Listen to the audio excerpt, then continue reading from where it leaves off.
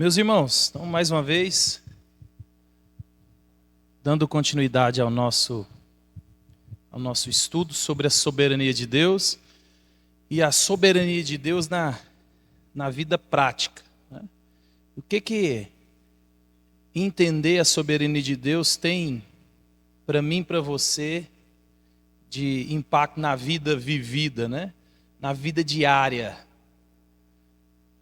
É aquilo que nós estamos estudando sobre as implicações das doutrinas fundamentais na vida prática, né? O maior problema da igreja é não conseguir associar doutrina e vida, né? Tem muita gente que nem gosta de doutrina porque não consegue perceber o quanto ela é importante, né? Então, nós paramos em qual personagem? Alguém lembra? O bom aqui é que a gente sempre pode voltar e repetir, né? Não é possível. Ninguém lembra? Então vamos dar aula de novo, aí. Vamos voltar lá no...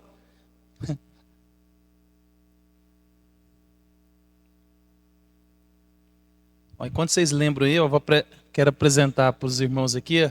Nós temos aqui hoje o pastor Gilberto.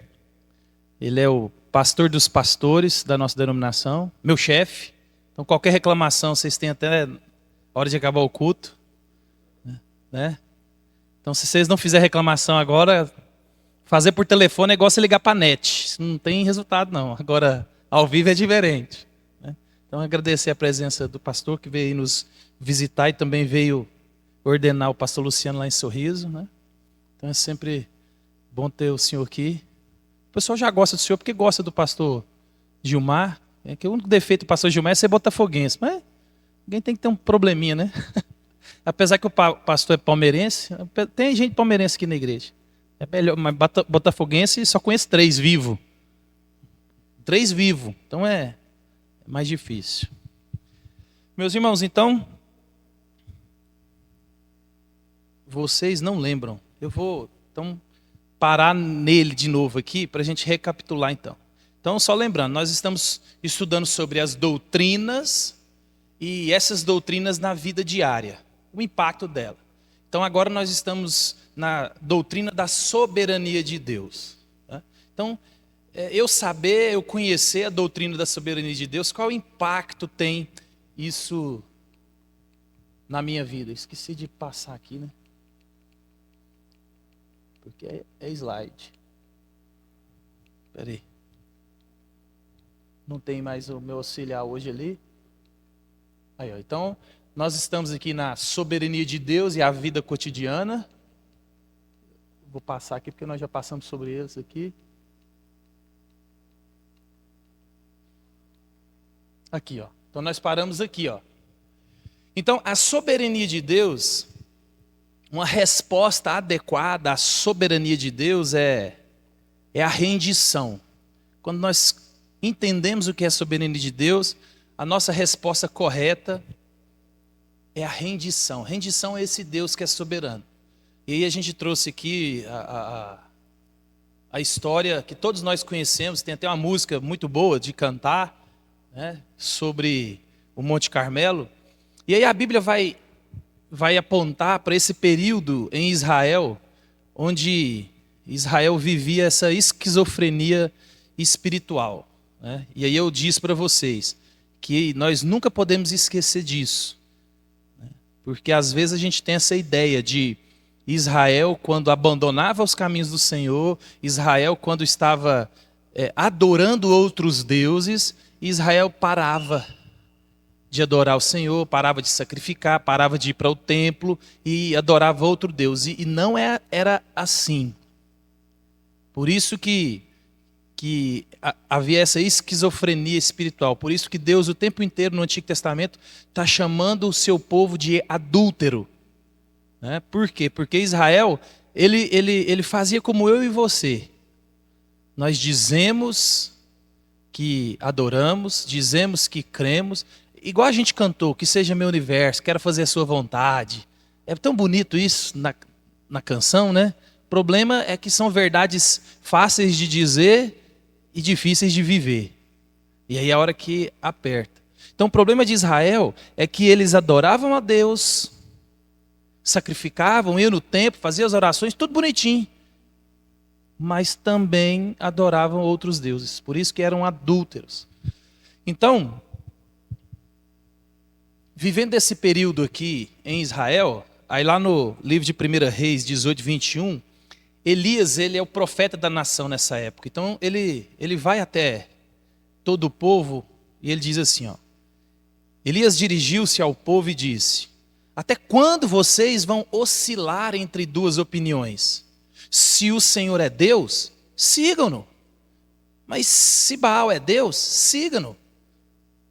E aí o povo aqui fica com a mesma reação que eu e você. Não fala nada.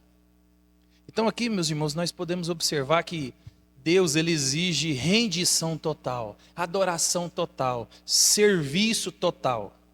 Deus, ele não quer eu e você de maneira incompleta. Ele não quer eu e você de maneira onde ele não tem, de fato, a minha vida e a sua em rendição total. Então, Deus está falando para o povo assim, ó, vocês têm que escolher. Ou vocês são crente genuíno, convertido, ou vocês, por favor, vai servir a Baal e faz servir direito. Porque aí a gente não agrada nem ao Senhor e nem ao outro Deus, nem ao ídolo. Então observa, desde de muito tempo Deus vem chamando o povo a um culto verdadeiro, a uma vida que reflita que ó, vocês são meu povo, então sede santos porque eu sou santo. E a palavra é a mesma hoje. Então se eu e você queremos permanecer na igreja só para desencargo de consciência, para dizer não, aplacar aquela nossa culpa de fazer o que a gente quiser fazer e cair nesse auto-engano de achar que não vai acontecer nada no final, o Deus da Xuxa, né? O Deus que é o cara legal lá de cima, que vai me dar tudo o que eu quiser, me dar toda a coragem que eu precisar, no final ele vai me salvar, porque ele é um Deus amoroso, e não é assim. Não é assim. Deus, ele exige rendição, serviço total, coração, entrega. E ele está dizendo, ó, vocês têm que saber que eu sou Deus. Me sirvam.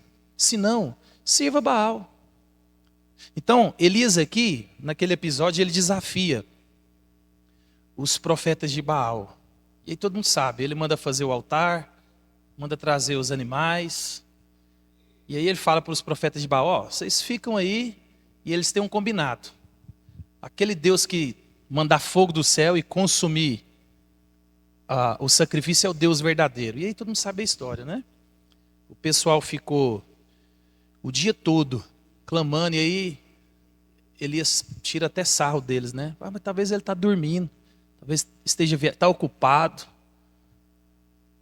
E nada acontece. E aí Elias entra em ação. Elias manda 3 vezes molhar o altar, encharca o altar de água, né? E aí Elias faz a oração simples. Ele tem uma imagem, ele ficou escura. E aí Elias diz assim, ó, responde-me, ó Senhor, responde-me, para que este povo saiba que tu, ó Senhor, és Deus, e que fazes o coração deles voltar para ti. E aí nós sabemos o que aconteceu, né, meus irmãos? Aí essa imagem aí ficou boa, já melhorou. Estou aqui melhorando meus slides, pastor. Meus slides agora estão ficando bom, porque antes era muito fraco. Então, meus irmãos, aí cai fogo do céu, né? Imediatamente o fogo vem e não consome só o sacrifício, o fogo consome todo o altar, consome tudo, mesmo lambido de água. E isso aqui aconteceu porque Elias orou. Orou para quem? Para o Deus que é o Deus único e verdadeiro. Então, aqui aponta para nós que Deus, ele governa todas as coisas, ele governa os elementos do mundo. E ele faz isso tudo para a própria glória e para o bem do seu povo. Deus é o Senhor sobre tudo. Então Elias, depois de orar, e Deus consome tudo, e o problema está resolvido. Vocês estão vendo quem que é o Deus verdadeiro? E ele ainda vai e mata todos os profetas de Baal, a espada. Né? Então não tem mais discussão. É o Deus de Israel. Ele é o Deus verdadeiro. Ele é o Deus soberano. Ele é o Deus que pode todas as coisas. Por isso que a resposta de Elias ao governo soberano do Senhor é: se o Senhor é Deus, sigam-no. Então, meus irmãos, aquilo que a gente vem falando desde quando a gente começou nessas séries de doutrinas e doutrinas na vida. Doutrina que não se vive é doutrina que não se crê. E como o meu coração e o seu é um coração enganoso, às vezes eu e você pode achar que crê, mas não crê porque não vive. Então, doutrina que não se vive é doutrina que não se crê.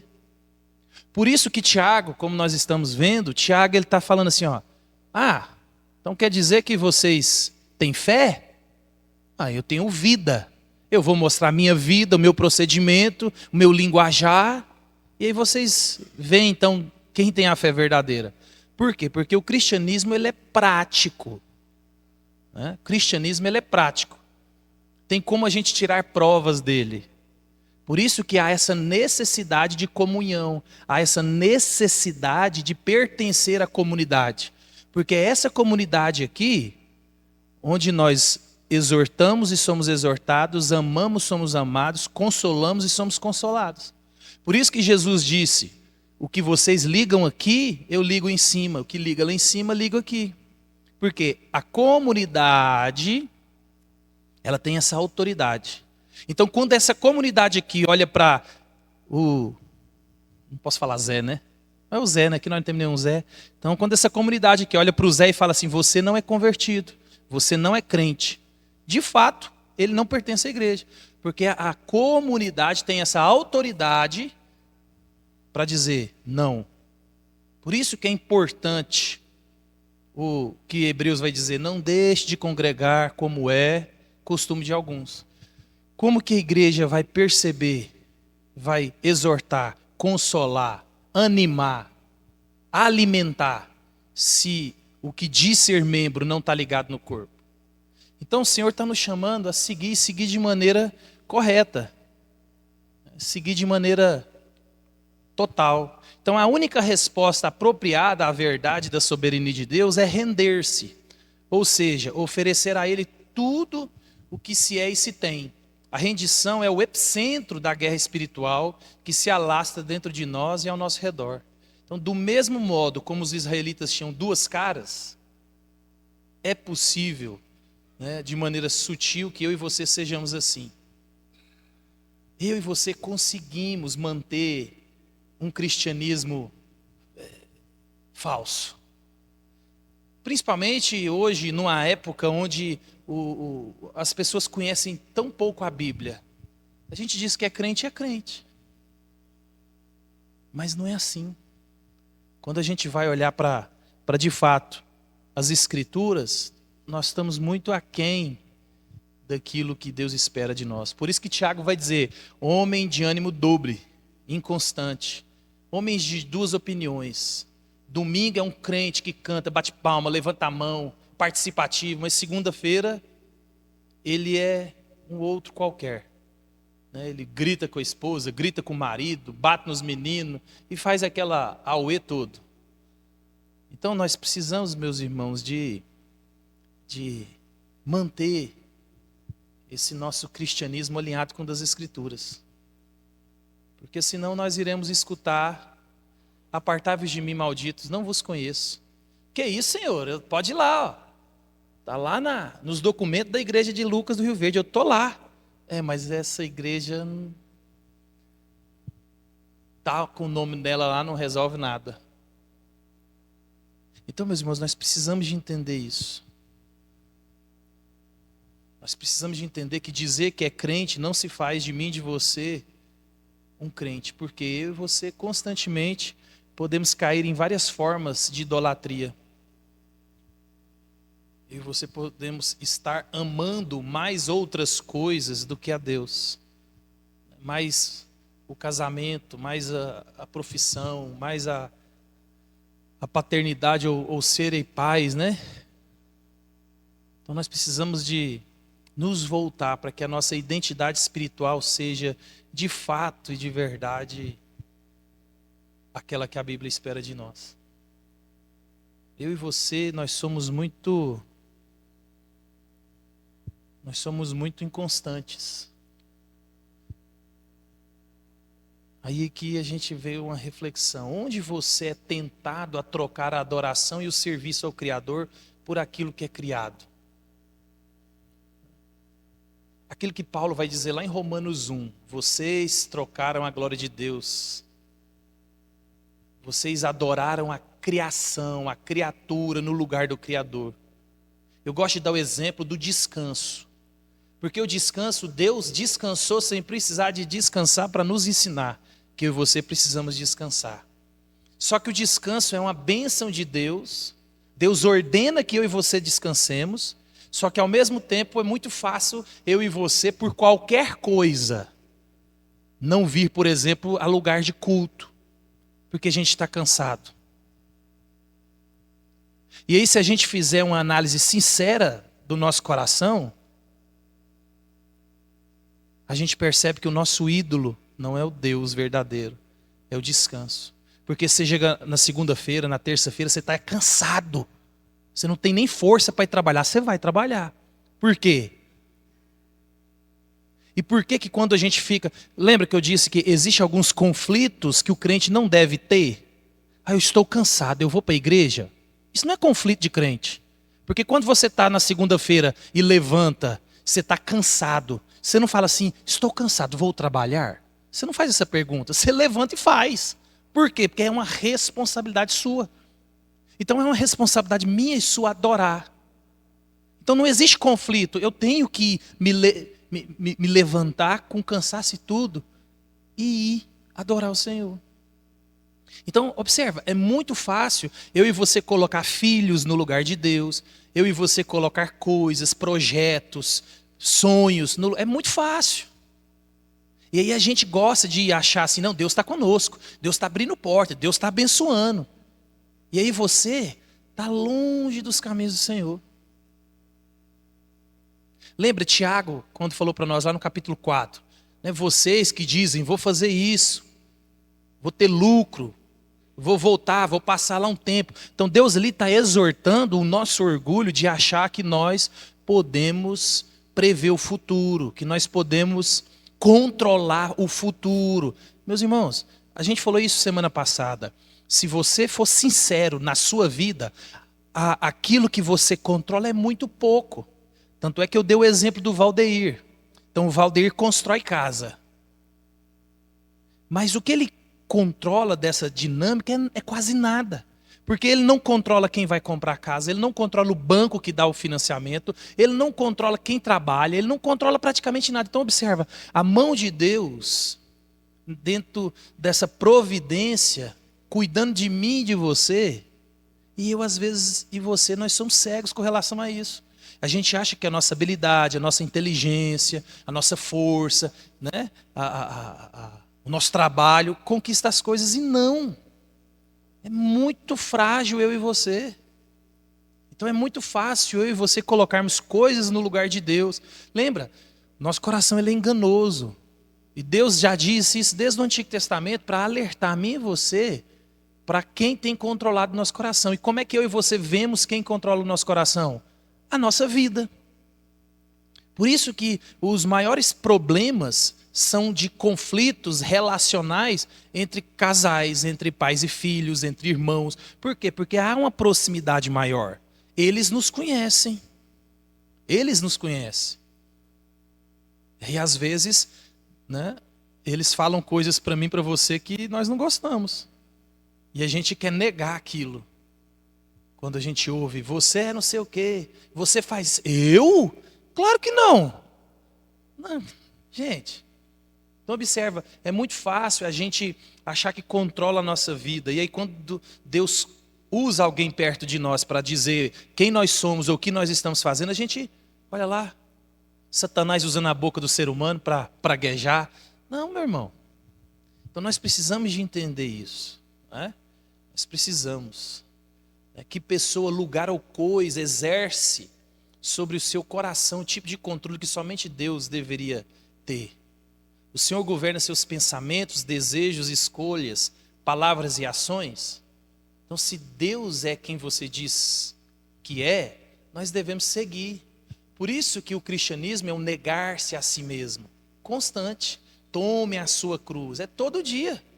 Todo dia, meu irmão, quanto mais você se aproxima de Deus, quanto mais você conhece a Bíblia, mais você se conhece conhecendo a Deus. Por isso que eu e você somos réus diante do Senhor todos os dias. Se não é a misericórdia de Deus em mim e você, todo o tempo, a gente estava perdido. Porque as pessoas elas não têm capacidade de dizer quem nós somos na realidade de quem nós somos. Quando alguém diz para mim e para você, apontando o meu defeito, o seu defeito, a gente é muito pior do que isso. A gente é muito pior. A gente é muito pior. Talvez pode uma área ou outra, mas a grande maioria, as pessoas que moram perto de mim, de você, elas têm razão.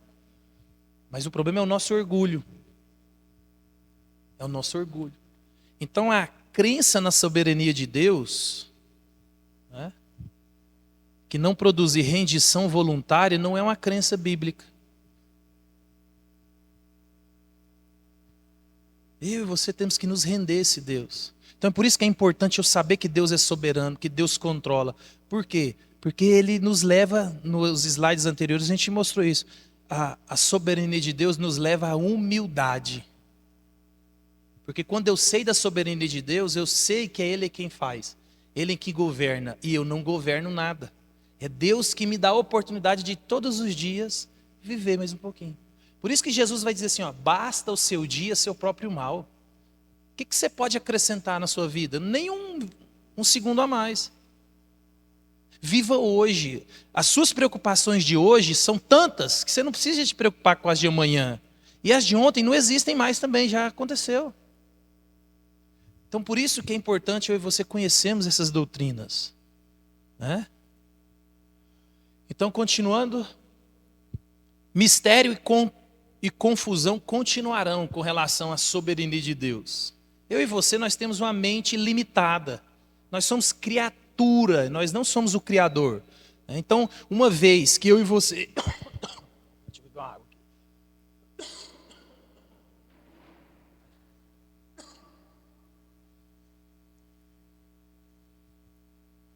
Então, uma vez que eu e você não temos acesso à mente de Deus, ao seu conselho secreto, né, e não somos informados por Ele sobre o que vai acontecer, eu e você estaremos sempre diante dessa perplexidade do mistério e surpresa. Por termos recebido de Deus habilidades intelectuais e conceituais, teremos sede de saber, sede de que a vida faça sentido e sede de entender. Então nós devemos aceitar que existe uma linha entre criatura e criador que nunca podemos cruzar, né? Algumas coisas Deus não disse e nunca vai dizer para mim e para você.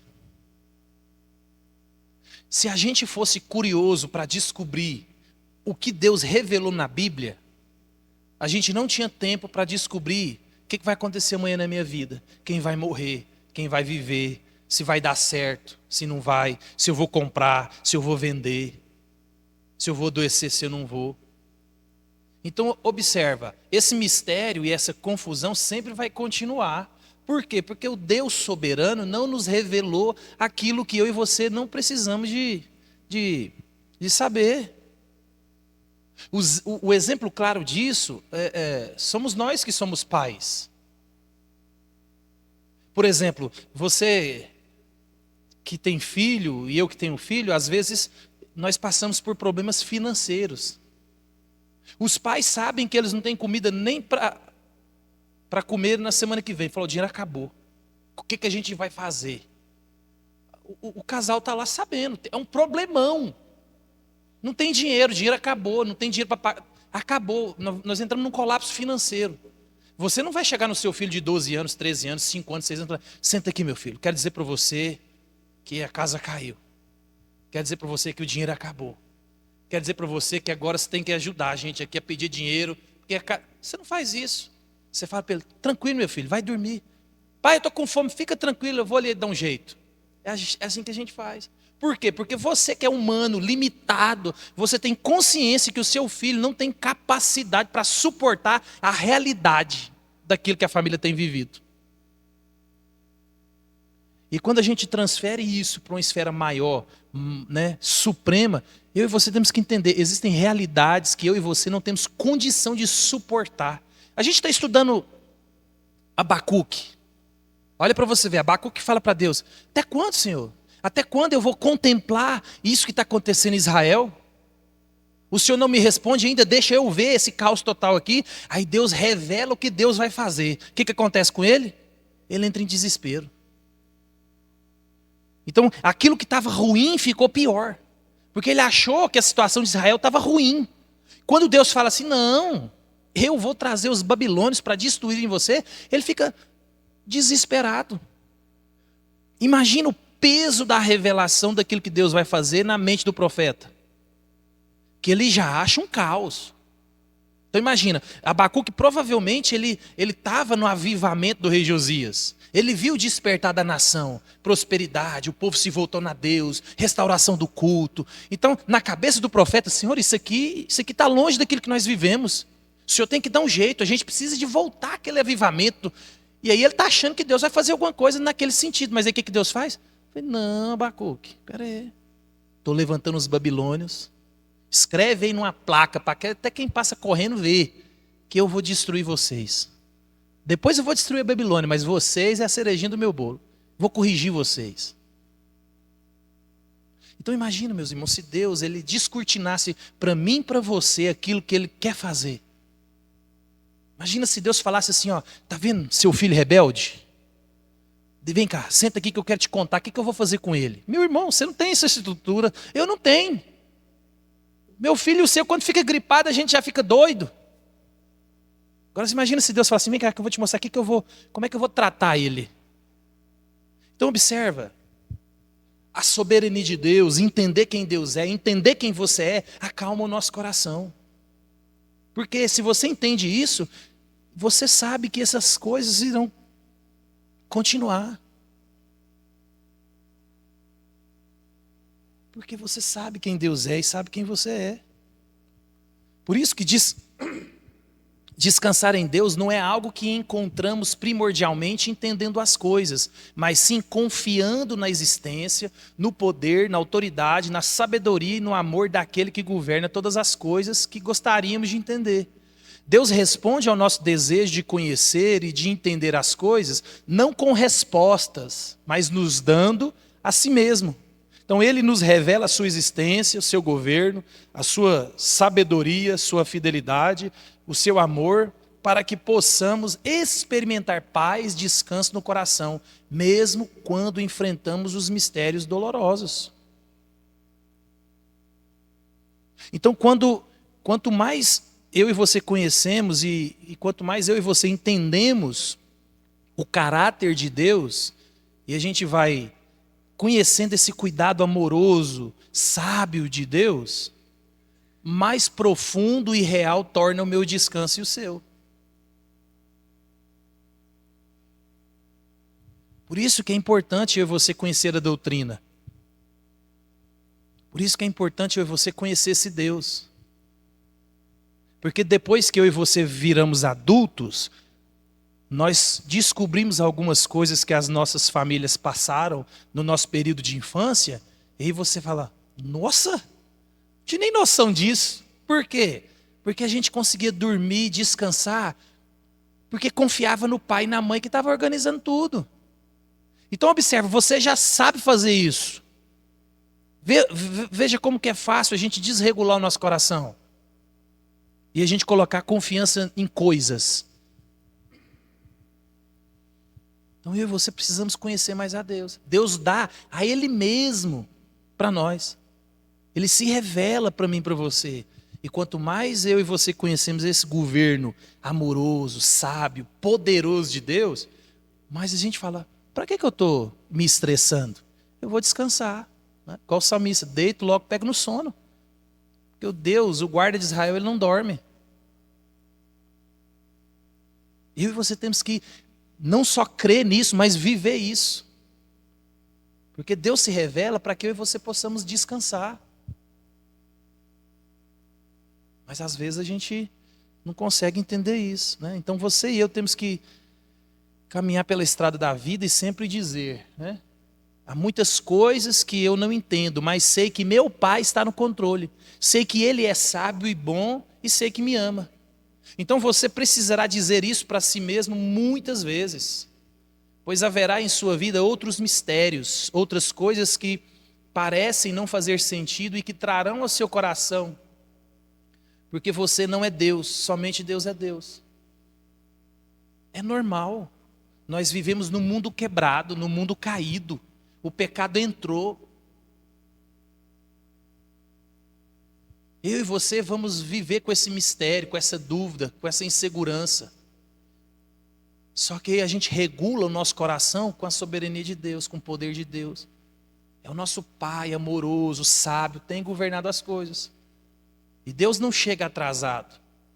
Ontem à noite, quando eu cheguei lá em casa, eu fui ver a internet, por exemplo, o Irã atacou Israel. Então, se a notícia pode ser que agora comece o start de uma guerra maior dentro da Europa. Então imagina, a Rússia já está em guerra há 2, 3 anos.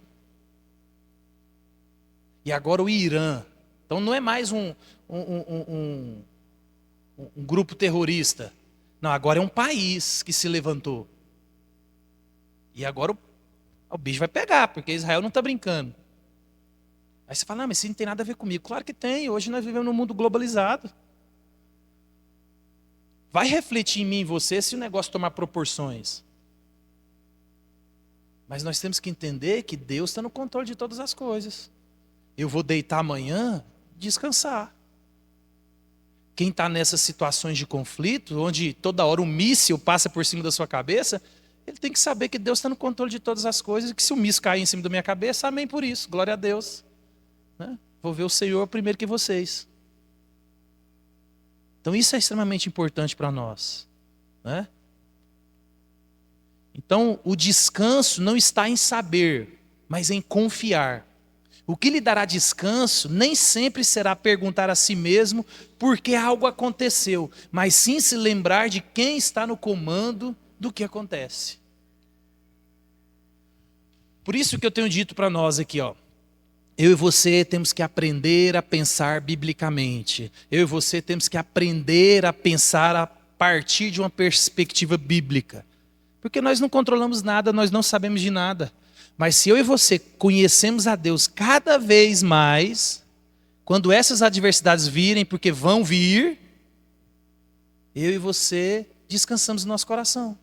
Então, quando a doença nos assolar, quando a dor nos assolar, quando a alegria nos assolar, porque também, às vezes a gente só pensa na tragédia, mas a alegria, a bonança, a vida tranquila, faz também que o meu coração e o seu se distanciem de Deus. Então, tudo que acontece na minha vida e da sua, a gente não precisa de entender. Por exemplo, quando alguém faz um pix na conta de uma pessoa errada. O cara que recebeu o pix, ele não quer saber de onde veio o dinheiro. Vocês já tiveram essa experiência com alguém perto? Ele não preocupa, meu Deus, eu tenho que ir no banco. Colocaram dinheiro na minha conta. E agora? Não, ele chega e gasta. Depois vira para o banco e fala assim, problema de vocês, eu não tenho nada a ver com isso. O desespero é de quem fez o pix errado. Então observa, quando é do meu interesse, do seu interesse, você não quer saber o porquê das coisas. Não, importante é que caiu um dinheiro. Aí eu estava conversando com um pastor semana passada, ele me contando lá que teve uma irmã numa igreja aí, que foi dar um testemunho. Estava precisando de dinheiro, e aí foi num lugar comprar um negócio, e aí a pessoa fez um troco errado de R$50. E aí ela queria dar um testemunho da igreja. Eu queria agradecer vocês aqui, né, e agradecer as orações, porque Deus agora está ao meu favor. Precisando de dinheiro, e aí eu fui num lugar, e a pessoa me deu um troco de errado, R$50. Olha para você ver a que ponto que chega o crente. De achar que Deus realmente abençoou ela nesse ponto de fazer com que o erro do outro, a pessoa não consegue entender que isso é roubo. Ela não quer saber por quê? Porque ela está sendo beneficiada. Então, observa. Aí a gente vai pegando uma linha dos nossos pecados mais profundos e encobertos. A gente percebe o tanto que nós somos orgulhosos, arrogantes, egoístas. Você só está pensando em você, eu só penso em mim.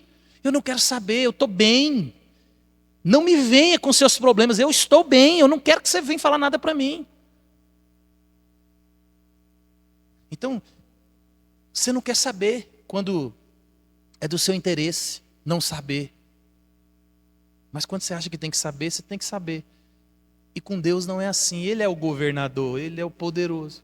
Então, descanso é confiar. Confiar naquele que está no controle de todas as coisas. Mais uma. Então, o controle de Deus nem sempre é óbvio. O que é importante nem sempre é óbvio. Por isso é importante basear a maneira como vivemos, não em nossa interpretação do que está acontecendo ao nosso redor ou no mundo em geral, mas sim naquilo que Deus revelou a nós sobre seu caráter e seu plano. O mundo muitas vezes parece não estar sob nenhum tipo de controle justo e sábio. Parece que não há no controle, não há alguém no controle, ou seja, não há alguém que você se daria ao trabalho de adorar. Por quê? Tem essa nossa incapacidade. Nosso coração se desespera porque querer saber aquilo que a gente não sabe. Então, é muito fácil o nosso coração se perder. A gente é sábio, porque Deus nos fez sábios, inteligentes. A gente é lógico. E muita coisa não faz sentido. É por isso que o pensamento do Antigo Testamento era o seguinte: a vida boa, Deus está satisfeito comigo. Vida ruim, vida com problema, Deus está insatisfeito comigo. É lógico você pensar isso. Então, se está tudo bem, Deus está sorrindo para mim. Se está tudo mal, Deus está bravo comigo. Mas a perspectiva bíblica não é essa. Não é porque sua vida é boa, Deus está te dando um joinha, e porque sua vida está uma desgraça, Deus está com raiva de você. Não. Ele tem planos maiores que eu e você nós não entendemos. O porquê Ele escolhe uma pessoa para viver dentro do sofrimento. E por que Ele escolhe alguém que não merecia ter uma vida boa? A gente não entende isso. Eu estava lendo alguns profetas. Eu estava lendo o profeta Jeremias. Meu irmão, ele foi escolhido no ventre. Não, Jeremias, ei, eu já te escolhi. Antes de você achar que era alguma coisa. Só para sofrer. Só para ver tragédia, ver desgraça. Quem que quer ter a vida de Jeremias? Alguém que Deus levantou só para ver problema. E os caras mataram Jeremias. Eu jogava ele na cisterna, batia em Jeremias, e era profeta de Deus.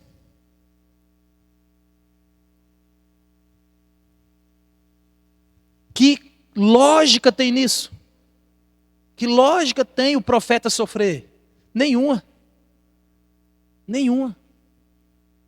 Mas eu e você queremos entender todas as coisas. E isso é um dilema até hoje para o mundo, né? E aí eu e você precisamos entender isso. Aí você olha, por exemplo, o mundo do Egito. Será que naquela época, quando Deus fez aquele reboliço todo diante do povo dele no Egito, será que aos olhos dos israelitas que eram escravos, 400 anos, que chegaram lá com 70 e poucas pessoas no Egito e agora já são quase 2 milhões de pessoas. Será que Deus estava fazendo aquilo tudo? Tinha lógica? Será que eles falam, ih, beleza, está acontecendo? Não, a grande maioria não estava entendendo nada. Existia um fio de esperança. O povo já estava... Então a gente tem que entender isso.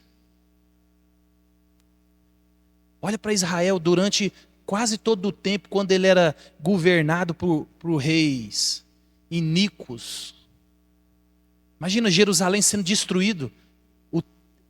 Existia na imaginação do judeu, Jerusalém nunca vai ser destruída, que é a casa de Deus. Agora você imagina o judeu vendo aquilo. Imagina o judeu vendo a Babilônia entrando, saqueando, arrebentando com tudo. Tem lógica? Senhor, não tem como. Hoje de manhã eu estava vendo o culto lá da igreja de Pinheiros, e eu acho que é por causa do que aconteceu ontem com Israel, o Hernandes hoje pregou sobre o livro de Esther. Né? Então o livro de Esther não cita o nome de Deus. Mas ele estava querendo mostrar, né, na pregação, que era a mão de Deus, ela é visível. A mão de Deus está lá o tempo inteiro, Deus governando as situações, as circunstâncias, para que o povo dele se livrasse. E no caso de Esther, o povo se livrou, mas teve que o quê? Teve que guerrear. Então, às vezes, a gente querendo entender todas essas coisas, mas não precisa de ter lógica e nem de ser óbvio. Não, Deus tem que se manifestar de maneira que eu... Não. Senão, não é fé. Fé é isso, é descansar naquilo que Deus disse que é. Eu não preciso de ver. Aí por causa de uma minoria dentro da igreja, de que fala que sente, de que vê, e de que não sei o quê, a gente acha que cristianismo é isso, é sentir, cristianismo é ver. Não, não é não. A grande maioria esmagadora vai passar por esse cristianismo sem sentir, sem ver nada. Nada. Quando a gente chega no seminário, eu acho interessante que a grande maioria, eu não sei hoje, né? Mas a pergunta era, conta para nós como é que foi o seu chamado. Aí eles estavam esperando aquela história, né? Então, eu estava um dia em casa, de repente o céu se abriu. Desceu um anjo e falou, é você. Esperei todo este momento para que você agora pudesse... Não, havia necessidade do trabalho na igreja, me envolvi com o trabalho na igreja, conheci o seminário. Aí o pastor falou assim, o que você acha de vocês ir lá ver o vocação, celebrando a vocação? Ué, pastor, vamos ver. Cheguei lá e falei, estranho, esse trem é bom. Ele falou, se vocês quiserem, nós podemos trabalhar, né? Ué, pastor, esse negócio é bom mesmo. E foi. Então não foi nada de o anjo me apareceu. Não. A gente se envolve na igreja, há um chamado interno, há um reconhecimento externo. Isso a igreja fala, não, vamos embora. Então nem sempre as coisas são óbvias. O problema é que eu e você gostamos dessa obviedade que nem sempre é assim. Nem sempre é assim. Eu e você temos que entender isso. Eu e você temos que viver com essa tensão. A Bíblia nos aponta essa tensão ao discorrer sobre o senhorio de Cristo. Olha o que a Bíblia diz lá em Hebreus 2:8.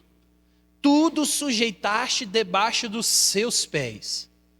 Ao sujeitar todas as coisas, nada deixou que não lhe estivesse sujeito. Agora, porém, ainda não vemos que todas as coisas lhe estejam sujeitas. O autor de Hebreus. Vai que é Paulo que escreveu isso aqui. Vai que é Paulo que escreveu Hebreus. Imagina, Paulo está assim, ó, Deus tem todo o controle do universo. Tudo está debaixo do controle dele. Mas, nós ainda não estamos vendo com clareza isso tudo. Mas que ele está, ele está. Então, há uma tensão já antiga. Não precisa disso tudo. Então, observamos nossa teologia da soberania de Deus, não pela observação horizontal, mas pela fé vertical. Então, viu como que quando eu e você regulamos de maneira bíblica o nosso cristianismo, o nosso coração vai se acalmando? Eu não preciso realmente entender, eu não preciso de ver essa obviedade, realmente eu não preciso. E aí você vai fazendo aquilo que a gente disse na semana passada sobre, né, o exemplo que o autor dá sobre o círculo menor e o círculo maior, né? Então, você tem responsabilidades que Deus te deu. Então, quando você começa a olhar fora daquilo que Deus te mandou fazer, aí você se preocupa. Aí a gente deu o exemplo dos pais. Então, Deus ele mandou você criar os filhos na admoestação e nos caminhos do Senhor. A sua responsabilidade é trazer para a igreja, evangelizar, ler a Bíblia, fazer o culto doméstico, trazer para a igreja, evangelizar, ler a Bíblia. E assim, quem salva é Deus. Mas aí quando você sai da sua esfera de responsabilidade de criar e começa a querer converter, começa a querer fazer o papel de Deus, de ministrar no coração do seu filho, transformar o coração, aí a gente põe a caçada no mato. Aí quando a gente faz isso com família, com pais, com cônjuge, aí a gente vê que, por quê? Porque você sai da sua esfera de responsabilidade. Se a gente crê que Deus é quem salva, Deus é quem muda o estado do coração, e Ele me chamou para quê? Para orar, interceder e proclamar o evangelho. Então eu vou ficar dentro do meu quadrado aqui, ó. Mas o problema é que às vezes a gente... Então eu e você precisamos de aprender a viver com essa tensão. Nem sempre vai ser óbvio. Então, a confiança na autorrevelação de Deus em sua palavra é infinitamente mais confiável do que nossa capacidade de observar, interpretar e concluir as coisas. Nossa confiança na precisão, na credibilidade, na confiabilidade daquilo que Deus diz, quem Ele é e o que Ele está fazendo, não pode se basear no que eu e você observamos acerca do que está ao nosso redor. Aqui está a conclusão. Podemos descansar com confiança na soberania de Deus, precisamente porque Deus, em sua palavra, afirma de forma clara e reiterada que Ele é soberano. É isso que você e eu precisamos saber. Esse é a revelação. Essa aqui é o pulo do gato. E aí você deita e dorme. Então isso, porém, requer de mim, de você, de nós, uma disposição para conviver com a tensão de não sermos sempre capazes de ver com nossos olhos e entender com nossa mente o que Deus diz ser verdade sobre si mesmo. Então, observa aquilo que a gente falou nas outras lições. Deus nos fez a imagem e semelhança dele. Então nós temos essa capacidade de observar. Nós somos seres inteligentes, foi assim que Deus nos fez. Nós temos essa capacidade de interpretar. Contudo, se essas habilidades fossem tudo que nós precisássemos como pais, ou como casado, ou como estudante, ou na vida de uma maneira geral, não resolveria o problema. Por isso que Deus é quem guia, é por isso que é Deus quem preserva, é por isso que Deus ele teve esse cuidado todo. Um dia, se você tiver uma curiosidade, se você ler a história de como foi formada as Escrituras, você vai ver a mão de Deus conduzindo com cuidado para que você tivesse um livro desse aí, ó. A mão de Deus.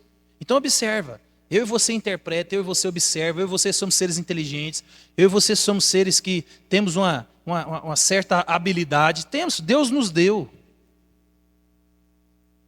Mas isso não faz de mim e de você excelentes maridos, excelentes esposas, excelentes pais. Por isso que eu e você precisamos do Deus que guia. Por isso que nós precisamos da sua palavra. Por isso que eu e você precisamos das Escrituras para nos guiar, para nos conduzir.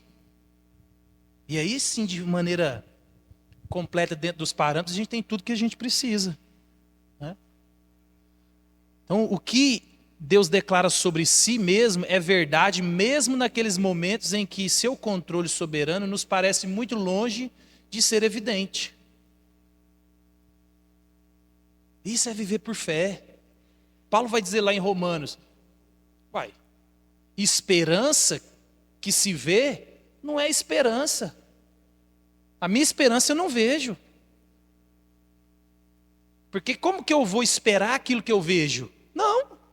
Se eu espero é porque eu não vejo, eu vivo pela fé naquilo que Deus disse.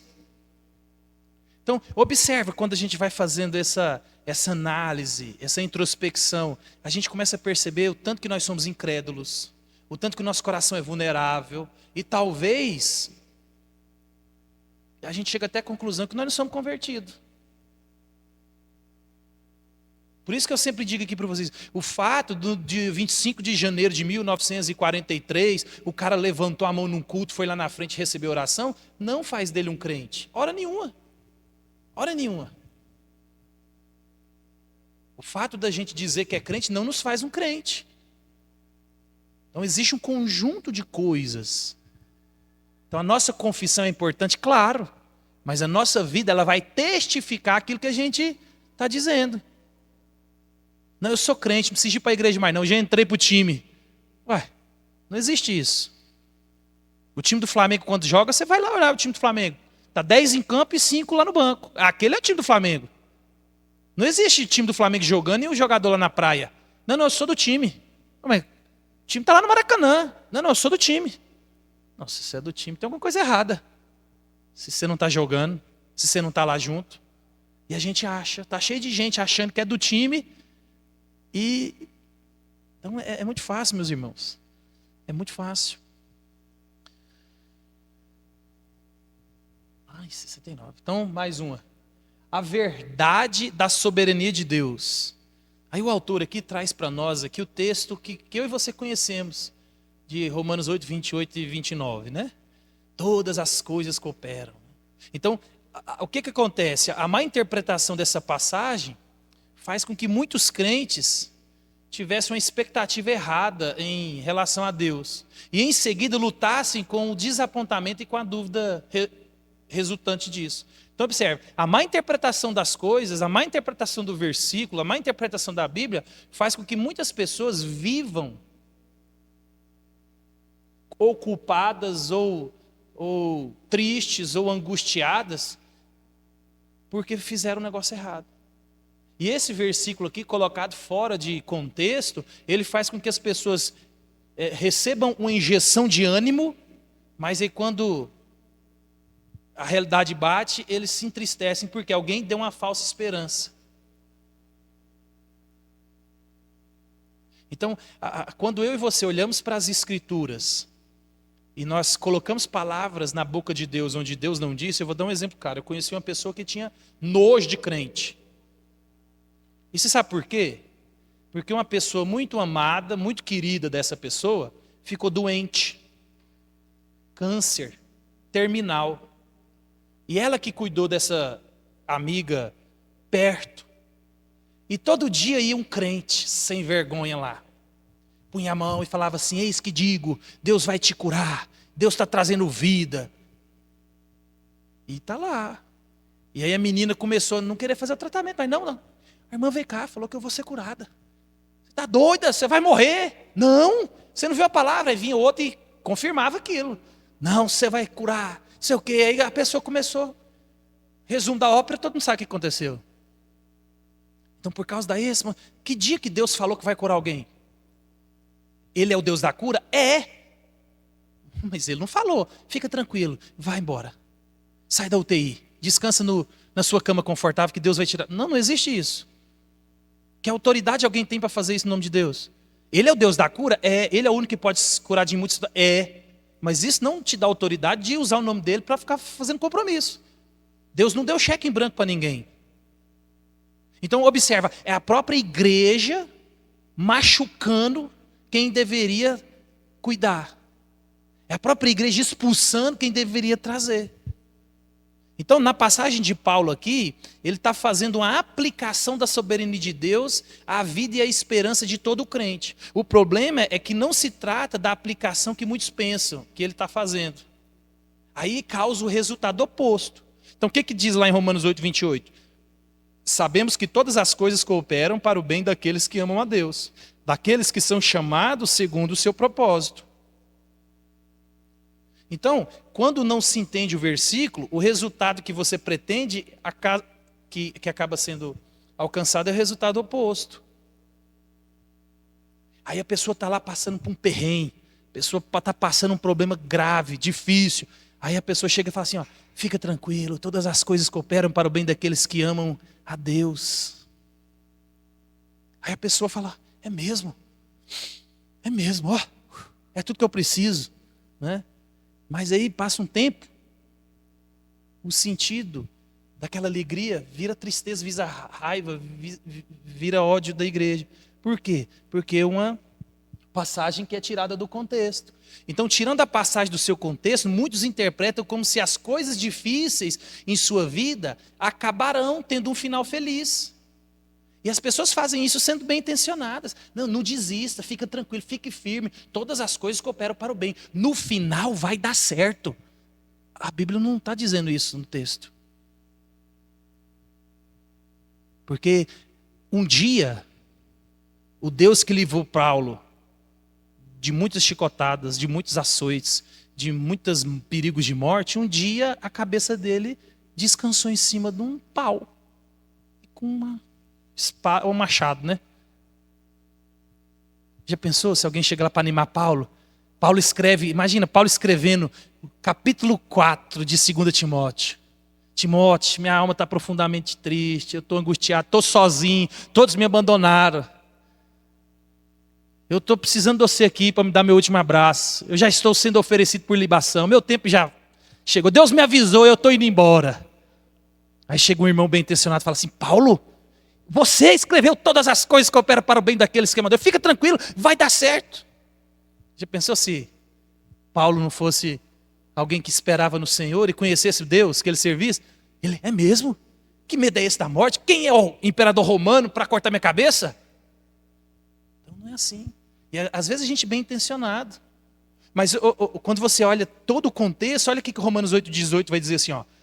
Porque para mim tenho por certo que os sofrimentos do tempo presente não podem ser comparados com a glória a ser revelada em nós. Então, olha aqui, ó, Paulo já está dando uma perspectiva eterna.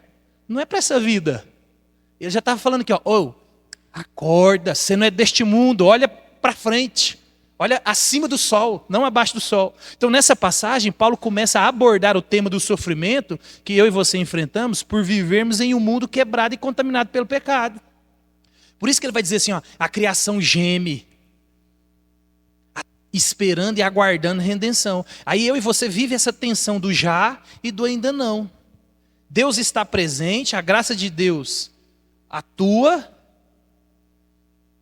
mas às vezes eu e você não vê. Então Paulo, ele quer mostrar para os crentes que nada do que eles estão sofrendo e nada do que enfrentarão tem o poder de deter o plano redentor de Deus e de separar do amor de Deus. Por isso que lá embaixo no capítulo 8 ele vai dizer assim, ó, quem poderá nos separar do amor de Deus? Não é tribulação, não é dor, não é sofrimento, não é morte, não é nada, nada nos separará do amor de Deus. Então Paulo está dizendo assim, ei, todas as coisas cooperam para o bem daqueles que amam a Deus. Fiquem tranquilos, nada pode separar do amor de Deus. Isso é passageiro. Está doendo? Aguenta firme. Pode ser que continue doendo, mas aguenta firme. Deus está no controle, né? Aí Romanos 8, 29, o 30 diz assim, ó, porquanto aos que de antemão conheceu, também os predestinou para serem conformes à imagem do seu filho, a fim de que ele seja o primogênito entre muitos irmãos. E o 30, e aos que predestinou, a esses também chamou, e aos que chamou, a esses também justificou, e aos que justificou, a esses também glorificou. Então aqui, Paulo explica o bem, que ele vai dizer lá, o que ele disse no verso 28. Não é um bem situacional, um bem relacional, um bem financeiro, não é uma promessa de felicidade, não é um casamento restaurado, não é uma carreira de sucesso, não é filhos abençoados, não é saúde física, né? Não é aposentadoria confortável. Não, o bem prometido aqui é o bem que eu e você deveríamos ansiar, é o mais maravilhoso que existe. É o melhor que tudo que eu e você podemos esperar. É o bem da graça redentora, perdoadora, transformadora e libertadora de Deus. O bem aqui é que Deus Deus trouxe redenção para o seu povo. Deus trouxe salvação. Deus resolveu o problema. Esse é o bem que Deus tem preparado para nós. Por isso que o contexto é porque Ele nos conheceu, nos predestinou. Então Deus nos chamou, nos predestinou. Deus nos salva, nos lava e nos prepara. A salvação vem de Deus, por isso que nada nos separará do amor de Deus. Por isso que Paulo vai dizer assim, ó, aquele que começou a boa obra há de completá-la até o final. Esse é o Deus, esse é o bem. O bem é, Deus vai nos guardar, nos proteger, Deus vai segurar na minha mão e na sua e vai nos preservar a bom termo. Nada nos separará do amor de Deus. Nós agora somos filhos, nós agora morremos a morte, vivemos a sua vida. Nós nos identificamos com Cristo agora. Esse é o bem. Você agora é crente. Você agora é selado pelo Espírito Santo. Pode ser que sua vida vai ser ladeira abaixo. Mas a redenção aconteceu. Cristo nos salvou. Tem esperança. Nada pode deter a graça salvadora, meus irmãos, daquele que Deus escolheu. É isso que ele está dizendo. Eu te escolhi, eu te vi. Eu te resgatei, eu que te salvei. Nada pode impedir esse negócio. Deus vai completar aquilo que Ele começou. Esse é o maior bem que eu e você poderíamos ter.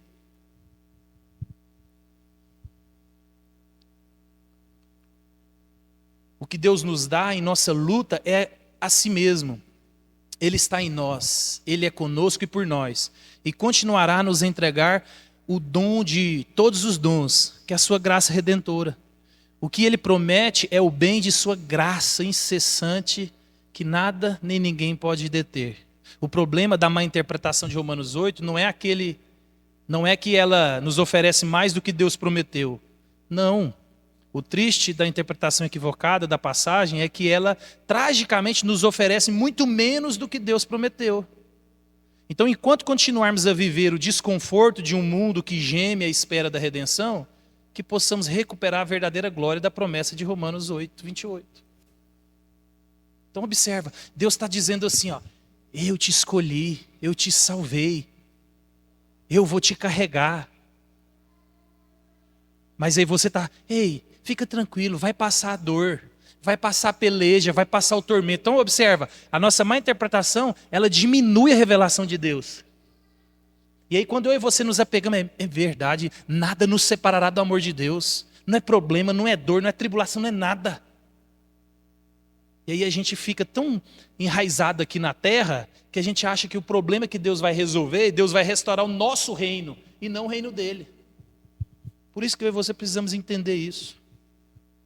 Ó, tem mais 10 minutos ali. Ó, tá, vai dar certo.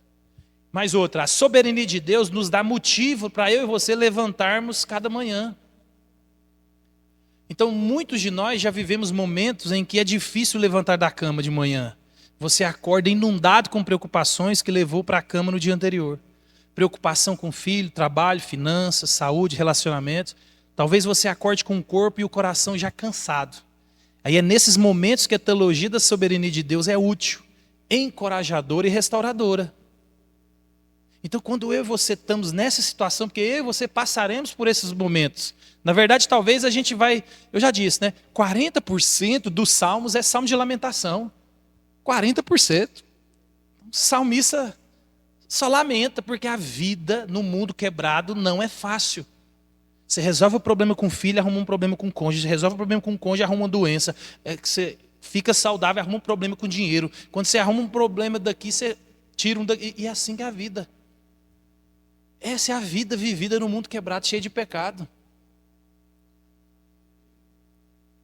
Então eu e você precisamos entender isso. Se todos os dias que o meu coração e o seu amanhecer angustiado, se nós não olharmos acima do sol, olharmos para Jesus, para aquilo que Ele fez, para aquilo que Ele nos prometeu, aí não dá certo.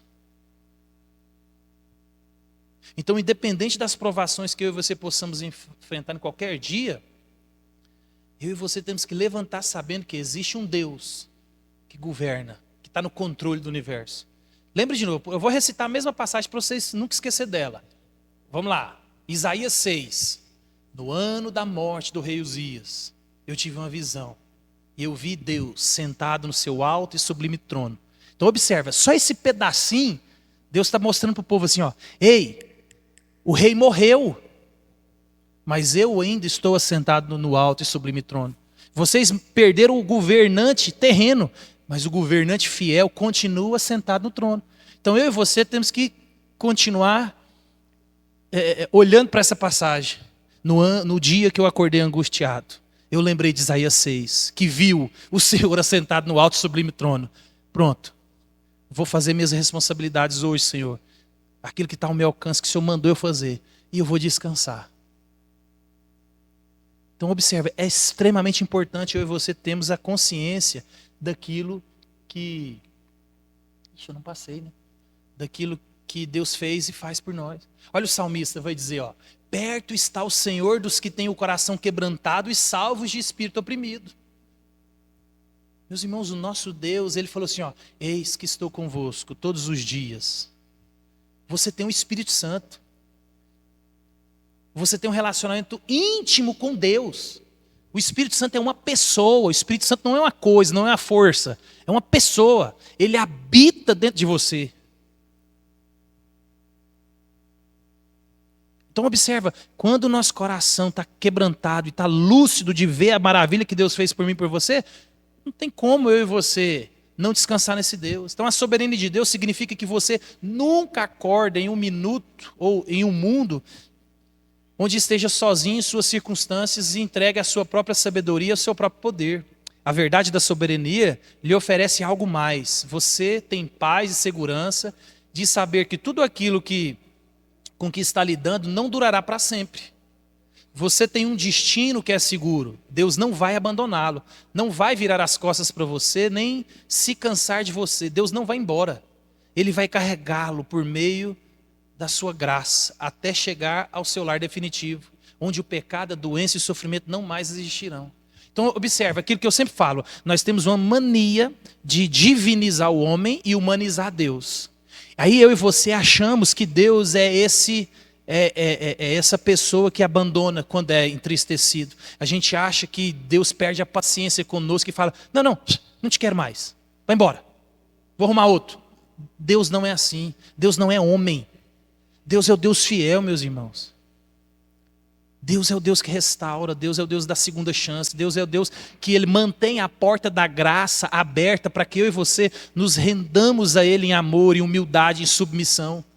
Por isso que eu e você podemos descansar todos os dias, independente se hoje Israel acordou em guerra.